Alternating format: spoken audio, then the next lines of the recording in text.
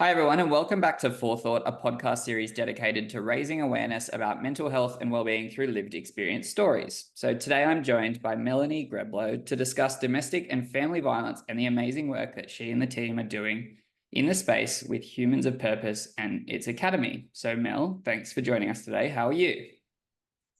Hello, Joel. Thank you for having me. I'm really good. Thank you. Very good. And so a lot of exciting stuff happening on your front, which is incredible to hear. And for those of you listening, Mel and I are fellow snow entrepreneurs, which is how we were introduced. So we're a big fan of the Snow Foundation. But today I really want to start off by unpacking, I guess, your journey, because we always talk about, our experiences and our passions and how that's got us to what we're doing today. So yeah, how did you come about getting to the stage where you've created Humans of Purpose? Yeah, well, it was a very long and meandering path, Joel. So I have a very kind of long career in social impact, really, or I guess the not-for-profit sector more broadly, working across, the charity space, education, the arts, and then more and more kind of social impact. So I worked in the end of life space for a long while as a social entrepreneur. And then I actually started my own business, and I was very kind of keenly interested in human development and kind of really looking at the kind of the breed of leaders that we need for the future and developing those leaders. And so I started a business called Talking Sticks back in 2011. And from then on, I built the business that we've sort of built a global community of about 4,500 people. We brought different thought leaders to Australia and developed communities of practice around their work, and I loved it, and still have loved that community to this day. Throughout that time, I was also living through an experience of domestic abuse and had two children, and in that, and really, I guess, struggled throughout it. And I've been kind of out of that relationship for a very long time now, sort of 8 years or more.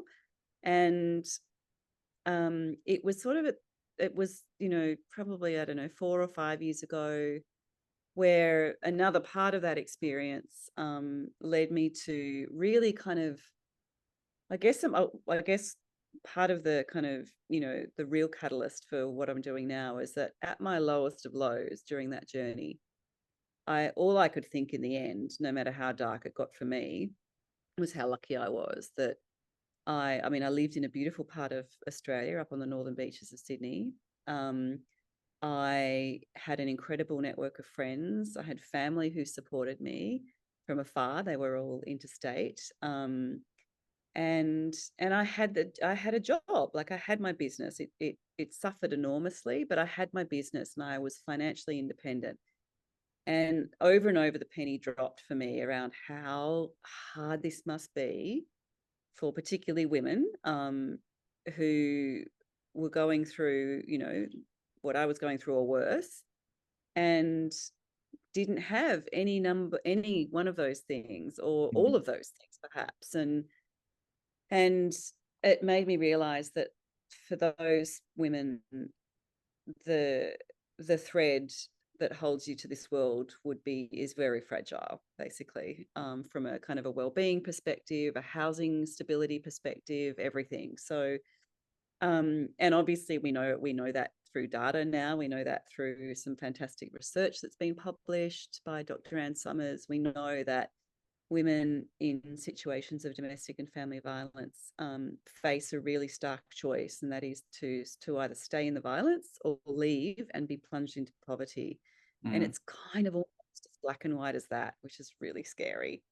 So yeah. I wanted to marry my career, my social impact career, and what I'd learned and done as a kind of entrepreneur in the past. Wanted to marry that with my lived experience and see if I could kind of tap the lived experience of other women to see if we could create something that could actually change the trajectory. Amazing. And I think, I always like to start off by saying thank you for sharing that. And you know better than anyone the power of lived experience stories and sort of openly talking about that. So I'm sorry that you had to go through that, but incredibly proud of you for the work you're doing now and coming out and trying to make a difference. Because yeah, it's such a emerging space, I guess. It's a really topical space at the moment, and it doesn't seem to be getting any better. So I guess that's awesome. And I love the story and humans of purpose and all of that. So I guess if we start off by kind of exploring this scene a little bit more, and obviously when it comes to impacting work is the first thing. And, you said in your story that you were very lucky that you had that financial security. But I guess, I've obviously never been through this myself. So obviously it kind of becomes all encompassing, right? And you do have to go to work because you need that financial independence. So I guess for a lot of people that causes a great deal of negative impact because you have to keep going through this to be able to keep the money, but you might not be performing at work and then everything might start to unravel. So what impact does it have on work when you're in this situation? Yeah. It impacts on work. It's such a great question, Joel, because I think so many people, firstly, I think so many of us don't understand what, we have no idea what is going on for people who are living with, domestic and family violence, unless you've kind of really closely supported someone through it, or you do have lived experience. It's actually nearly impossible to understand how it works and all that if you tell people some things that go on, they just simply wouldn't believe you because it's just like you can't believe it yourself. Yeah. And so I think when you kind of take that into a work context, it's probably even more true because people don't know you or aren't looking out at you at the same way as maybe your family and friends are. So it's largely invisible, but it impacts work on so many levels. Their women report that they can't concentrate at work, that they have, they're not productive, they've lost motivation, they are physically ill and unwell, they, have, cognitive impairments. They, once when someone was really punctual and turns up and is really reliable, they're suddenly they experienced as unreliable in the workplace because they're trying to get to all the various touch points for support services, court proceedings, preparation for court proceedings, counselling sessions, the kind of list of activities that on top of a normal busy life that get added to the mix is just extraordinary. And so the absence from the workplace or the presenteeism that takes place, all of those things, I think then the hit to your self-confidence and your self-esteem, your self-worth, all of these things. So there's this kind of impact at a, intrapersonal level. So all of those issues of self-confidence and then the interpersonal level. So all those things that might, even when you've left the perpetrator, particularly when there are children involved, the abuse doesn't end. You've just left the site of the abuse. And so then it can continue through devices, it can continue through emails, it continues through bank transactions we're learning more about, it continues is what I'll say. And then if you've got a lengthy kind of, battle and process through the family court, that can take years. So, the recovery process, I think, once someone's left is really long. And I think we really don't understand that as a community. It's a really long tail. And it's not linear either. I think, you can kind of feel like you're getting somewhere, both in your terms of feeling like you've got, some agency and control over things again in your life. And then something happens and you're completely blindsided and you feel like you're at rock bottom again. So, and then not just that if it's happening for you, but it's, that beautiful, I think it's a Jewish proverb that says you're only as happy as your unhappiest child. Then if you've got the impacts of trauma on your children, then you're supporting them through that process. So yeah, it's just such a long and complex road to recovery. So you're bringing all of that to work. And on top of that, it's impacting, you could impact the workplace. I think a lot of workplaces really don't understand how it can impact the workplace. Obviously, if you're supporting someone at work or you suspect someone at work might be experiencing domestic violence, someone may disclose to you and you've got no idea what to do with that information. So that's all the stuff, all the ways it can impact work. And then there's ways I think that many workplaces have not even really grappled with, like, what if a perpetrator comes to your workplace? Yeah. What if comes wielding a gun, a knife, threats, psychotic behavior, whatever it might be? What is the safety plan for the workplace? How do you mitigate risks around that? That threat is actually a lot greater than I think most of us would be prepared to give it the time or thought. So, yeah, there's so many ways it impacts work. Yeah, that's interesting. And by a random chance, I suppose I have actually been in a workplace where, obviously not with me, but one of my colleagues, like the perpetrator in this exact situation, did actually rock up, and there was a restraining order put in place and all of those kinds of things. And to your point, it was at the time like no idea what to do, had never even thought that as a possibility. Yeah. So I guess there's like a few things to like unpack in here that I'm trying to figure out what the best order to do this in for anyone who might be listening. There's obviously one part of it is, if you're experiencing, domestic family violence yourself, like coming to work might be an escape in some way, or like, you're out and you're doing something. And the first thing that springs to mind is if you're in a really comfortable workplace, you might be able to have a conversation with someone about it to kind of ask for maybe not help, but support, or I'm not sure what the right word is. So maybe that's the first thing that we can start off with is how, or what would be your suggestion or tips, I suppose, for if you're in this situation, feeling comfortable, I guess, to talk to your employer or your manager or your friend, like what, I imagine there's two parts to it. We'll go this one first, and then we'll go, okay, what happens if someone talks to you about it? But yeah, let's start with what should you do, I suppose, or what would you do if it was you again? Yeah. So the interesting thing is that, there's some kind of data around who discloses at work and to who. And so only about 30% and this is talking about women particularly, 30% of women experiencing domestic violence do disclose to someone at work. And it's generally not to a manager, it's to a colleague.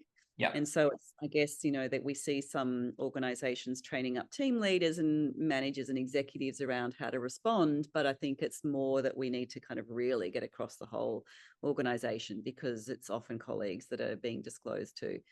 So the one thing that I'll say is that I think when you, in the kind of domestic and family violence sort of sector, you hear a lot of people kind of talking about, the need to create a safe space for disclosures to happen. And whilst I really agree with that, there will always be a number of victim survivors who will never want to disclose. There'll also be a whole number of victim survivors who won't even identify as victim survivors. And so they're the ones who are kind of probably independently kind of silently suffering, but they may not even see themselves as a victim. They may not name it as that if they see themselves as something else, but they might not call it that. The typical kind of, response from a lot of victim survivors is, well, he's not hitting me. It's not that bad. It's not as bad as her or whatever. So it's not violence, domestic violence. So there's still a lot of, education to happen even there for individuals experiencing it. So I think it's about creating the conditions for people to be able to get support without having to disclose as well. So finding ways in the organisation to circumvent the need for disclosures. So I just want to say that really. But if you are experiencing domestic abuse and you really could do with a hand at work or the support of your employer for whatever reason that you do need more time off, we obviously now have in Australia the 10 days of legislated domestic and family violence leave in every workplace, which is fantastic. Yeah, that's awesome. Really, really amazing. It's not enough, but but it's a great first step. And so I think, again, there's challenges with it because people who don't want to disclose are obviously not going to necessarily access that leave. So there's kind of, I think, as a workplace, finding creative ways to enable that support without disclosures, but also create the environment where you are more likely to encourage disclosures as well in a really safe way.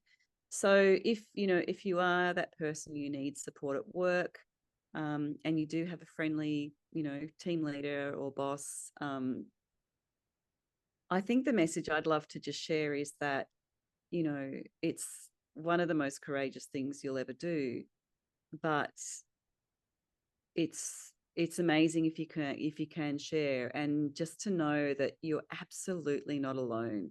And I think when you're experiencing domestic abuse, you can feel like the shame is just so great, and you can feel like you're the only one, and why did this happen to me? And that veil of shame is pretty big.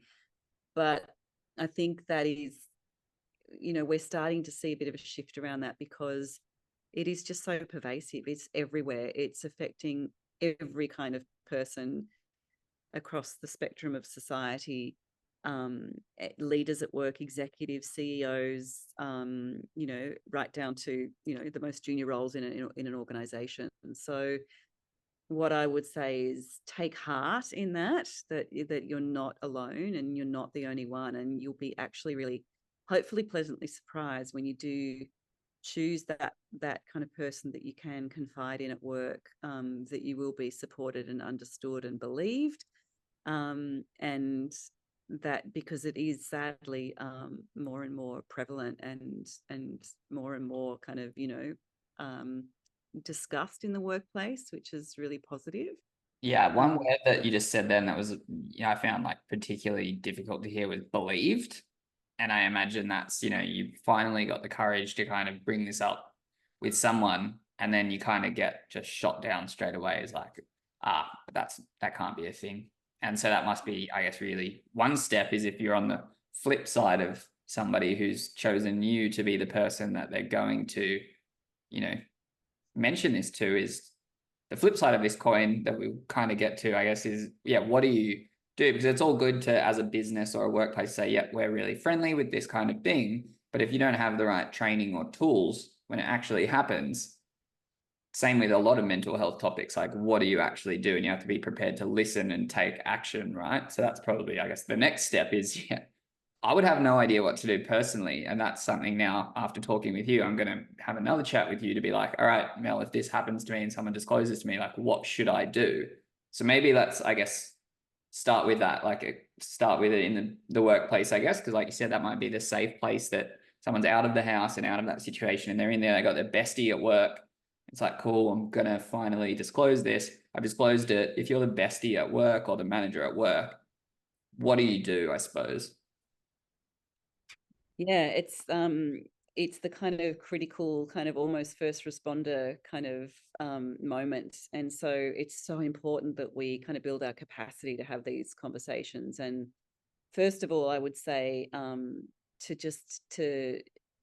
as that conversation starts, to just really kind of take some breaths in yourself and center yourself, and as the person listening to the disclosure, and really just listen, like lean into the moment and listen, and try not to interrupt, and just do that active listening where you're really showing someone that that they have your absolute full attention and presence. And they may not ever tell anyone again if this doesn't go well, so I think just really connecting to that part of you that's grounded and together. So you can hear the information without flipping out yourself and becoming panicked or not knowing what to do. And just really, it's complex, but it's also just deeply human. And I think when we just stand or sit in our humanity as a empathetic ear and shoulder, we really know what to say. Like, I think if, don't overthink it, just be in the moment with that person and present, and you'll know what to say. And it's all about just listening and believing, showing them that you believe them, saying the words if you need to. Thank you for sharing that with me. I want you to know that I believe you, and I'm really glad that you shared that with me. And then asking, rather than saying, and now I want to help you, then you can say, and how can I support you? And really keep kind of giving the power back to them to lead the conversation. Yep. Um, and then take their direction, really. If they say, I need help to escape, I need a plan, I need to be connected to the right people, I need time off work, if they really know what they need and they're asking you for help to put that in place, you can then kind of have the next part of the conversation that's sort of more permission seeking. Well, can I support you to go to HR and get some leave and help? We can help sort of signpost you and direct you to the people in the community that can support you.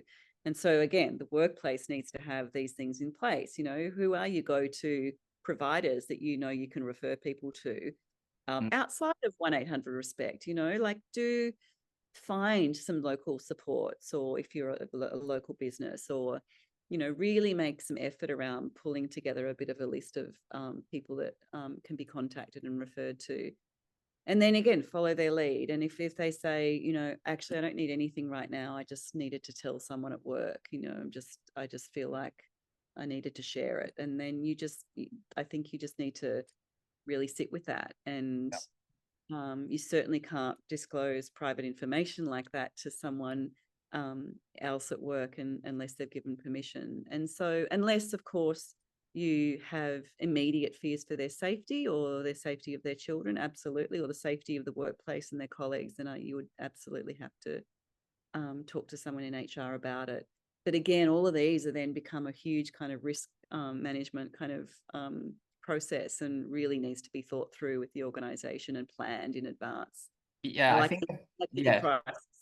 Yeah, the first thing that kind of comes to mind there is, again, that was a really excellent way of describing that. It's quite similar to like suicide first responders too, where it's like, be there and listen, ask the questions like, how can I keep you safe for now? And coming back to your point, is keeping them safe for now might be pretending like everything's exactly the same. Because if the schedule gets thrown out, then the perpetrator might be like, there's a flag that's been thrown, and then who knows what could happen. So they might just say, I need you to let me keep coming to work, but while I'm at work, can you organize meetings for people to come in and talk to me to help build a plan, right? Is that kind of where we're going with this? Exactly right. Yeah. Or let me have the time to be on the phone, whatever I need to be. Yeah, that's exactly right. Interesting. And I guess, yeah, this is kind of where that, I guess, awareness and training aspect comes into it. Because for a lot of people, it will be a very foreign concept. And a lot of industries, I suppose, a very foreign concept as well. And so I suppose in terms of training, like if we come back quickly to humans of purpose, because I'd love to start tying this all together. So how does humans of purpose kind of fit in now that we've talked about, I guess, if you're hearing this or you're disclosing this, and then humans of purpose is there, how does this all kind of fit together? So our academy at Humans of Purpose really has two core kind of streams to support victim survivors of domestic violence, and particularly women. We have a return to work stream where we're upskilling and reskilling survivors to return to work, particularly in the digital economy, where they can access that kind of remote and flexible kind of work. Mm-hmm. And then we have the other pillar is really around thriving at work. So supporting workplaces, building the capacity of workplaces to better respond, better recognize, respond and refer, and really build a culture of compassion around this. And obviously, when you're building a compassionate culture in a workplace, the ripple effects of that are huge. Obviously, you might be already running a program, as you said, Joel, around suicide and how to kind of respond to potential for suicide of a suicide or something like that. So it's when you do it for one sort of issue, I guess, or challenge that people might be experiencing, these kind of more invisible psychosocial challenges that people are bringing to work. You do it for all. I think it's when you're creating this culture of safety and compassion and care that colleagues can kind of really feel, nested in, I guess, at work.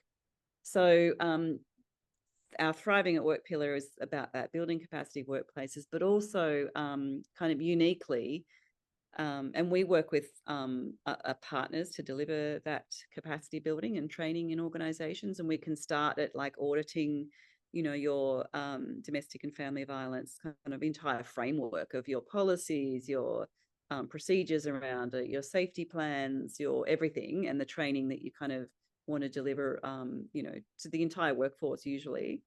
And then we uniquely have a hub, a kind of an online platform that's a community as a service model, really, for organizations who really need to better support survivors at work, but don't know how, and aren't equipped, just like ForeMind sort of is kind of really revolutionizing the way EAP is done. We're really trying to kind of build a community as a service model around this, so that no one organization can kind of create or would want to create what we've created. And so the unique part about it, though, is that we offer a workplace a whole lot of kind of onboarding tools and communications tools where they can share with their entire workforce that this support's available to them, and it's available anonymously to their employer. So access to our virtual platform can be done through an employee's personal email address. So the employer will never have to know who has joined. They just get numbers, and then obviously other data around the usage and things like that. But we then offer kind of, everything from one-on-one coaching to, in partnership again with organizations like ForeMind, we can offer other support, specialized counseling, things like that, and a regular kind of program of content around, masterclasses in certain topics, from family law right through to, supporting your children with emotional regulation. All the things that help, particularly a mum working, manage your life better through this. So manage the children who are experiencing impacts of trauma so she can work, all these sorts of things that impact her. And then that kind of peer support as well, that's really critical, to just keep knowing that you're not alone. That you see the women that you're in the hub with, and they're women just like you. They're executives, they're teachers, they're nurses, they're all sorts of people. And then we're sort of also now working with some organizations exploring how we can better support men victim survivors as well in the workplace. So that's sort of how it all came about, and what we're doing. So there's quite a, there's quite a bit of training out there, but it doesn't, there's not a lot of, workplaces change, people come and go, and it's a constant need to keep kind of coming back to this and re-educating and continuing to educate as well. Especially if it's, in an organization where everything's mostly on Teams or Zoom or digital now as well. Like, you only really see this bit of someone's face, and so you might not be able to pick up on certain cues, because I guess that would be kind of, the question I'd like to ask you, I suppose, is if you're in a workplace and you suspect something is going on, and, we talk about this across a lot of different areas of mental health, is, if you suspect something is going on, what should you do? And I guess in this space, is it still that you should say something, or is that, what would you recommend? I guess if you're worried about someone, is it worth just saying something? Yeah, absolutely. And again, you might be the first person they tell because you invited the conversation. And so, you would say something like, oh, Joel, I've just noticed that, I don't know, I've noticed you're not yourself lately, or you've been getting to work late and you're normally usually really, punctual. Is everything okay? You all right? Is there anything you want to chat about? Do you want to grab a coffee later on? And just, obviously it might be something else you've noticed, and, certainly if you've noticed bruises or things like that, you could say that. You could say in a very private way. Obviously, you wouldn't want to be doing it in front of anyone else, but find a way where you can have a private moment together somewhere that is safe and there's no one else around, and you can just really genuinely, again, in your humanity, ask the question, check in on someone, the whole kind of concept of, are you okay? Yeah. It kind of is very similar across a lot of different domains of mental health with that. And yet, to your point before, it all comes back to, if you've done some training, it doesn't matter how much, it could be very basic, but it's just around, in my opinion, it's all around having the ability to stand with the response if you're asking the question. And that's kind of, I love Are You Okay Day. It's great. But one of my big gripes is when people throw that around and are not prepared for the response. Because, like, to your point, if you ask someone, Are you okay? And they have then chosen you to be the person they disclose whatever it is across the mental, domains, and then you can't handle it and you kind of withdraw, they might never do it again. Exactly right. Yeah. So that's, Yeah. I guess, yeah. Yeah. So it's really like, I mean, even for anyone listening, if you don't have that kind of access to that training in your workplace, I think it's great kind of, personal development, I guess, that you could maybe ask yourself the question and just reflect on it for a little while, or do some writing around it. If someone was to come to me, what would I do? And just, just prepare yourself for it. If you don't have the, I guess, luxury of having that, professional development training in your workplace. Yeah. No, that's a brilliant. I love that. That kind of leads us, I guess, into the last part. So where can people learn more about Humans of Purpose or get in touch with you if they've listened to this and been like, yep, we love it, we want to learn more about how we can do something in our, workplace? Or maybe if it's someone who is listening to this and realizing they're in that environment and wants to reach out to a safe place and maybe potentially join the hub from the other ends, like, how do we go about that? Yeah. So the website's probably the best place, humansofpurposeacademy.org. And there you'll find information about the workplace hub, but also if any women are listening who are experiencing domestic violence or have left and just really feel like they could do with some support, you can just hit apply, and one of our team will be in touch with you. And obviously I'm happy for people to reach out to me at any time. It's just Melanie@humansofpurpose.com. Perfect. Amazing. Well, thank you so much for coming on. That was incredible. I've learned a lot out of this as well, and I'm definitely going to go and check out a little bit more on the Humans of Purpose website to just make sure that I am properly equipped in case it ever comes up. But really appreciate your time. It's really inspirational and I love what you're doing. So look forward to following along in the coming years. Thank you, Joel. It's been lovely to chat to you and to share the little pieces that I've been able to. So thank you. No worries. Bye for now, everyone.